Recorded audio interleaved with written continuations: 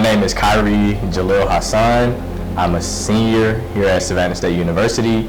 I major in middle grade education with a concentration in social studies and English language arts. My family is my motivation, my mother being number one, and why. She raised me on her own from the time I was 3. No help from my dad or anything. I had a strong village being my grandparents, my great-grandparents, my aunts and uncles and whatnot. So she and my family are the motivation. She's the reason that I do everything that I do. Anytime she says she's proud, it's like a moment where I know that I really accomplished something. And yeah, it's just been me and her, so yeah, I just want to do it for her. When I was in high school, I was so fixated on being the class clown in the beginning. Like, you know, people laughing at you used to think that I was like, oh yeah, everybody likes me, but it really wasn't the case. It was like, oh, you look like a fool. So that was high school Kyrie until about the 10th grade, 11th grade, I really got heavily involved in ROTC, and that discipline began to kind of shape and mold me into who I am. So I had a lot of great instructors at ROTC. Shout out Senior Chief Joseph Guillory. That was like, those were like my grandparents, but they were just extra tough.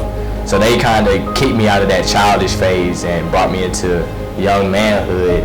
And I appreciate that, because if I started any later, then I may not be who I am now. From high school till now, I'm totally a different person.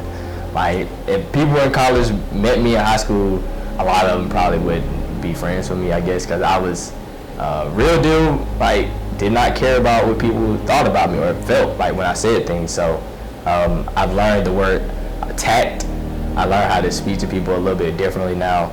And in the next, 5-10 years, I could see myself making a lot of money, whether it be in business, whether it be in education.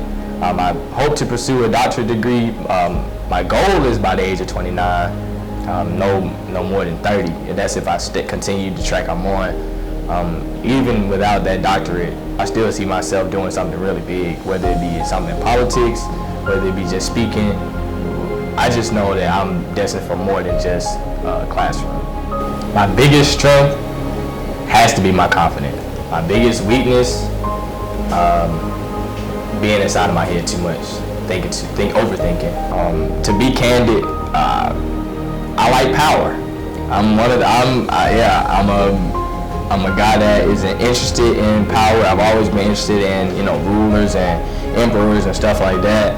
So I guess it's the king in me that's literally like why I want to be in leadership. But like I said earlier, that impact that I have on others, I know that you really can't put a true impact on somebody unless you're a leader, because you're the one that they're gonna ask those questions to, and you have to be ready to respond. So that attracted me to helping people. I really do live to help people for real, because if I know that someone helped me in the past, it's most likely the right thing to do with helping them. So that's why I really like leadership. Been doing it for maybe a long time. I did it in high school, ROTC. College, I started a Collegiate 100 president. That was the first leadership position I held. I was actually parliamentarian, like the Georgia Association of Educators first, but my real first leadership position was Collegiate 100 president. Well, in Kyrie Hassan's head, he's already Barack Obama. So that's where the president part comes in. When I was in 5th grade, I ran for class president. Been the battalion commander in ROTC, so that's like the president of ROTC. So I feel like I was born a president almost.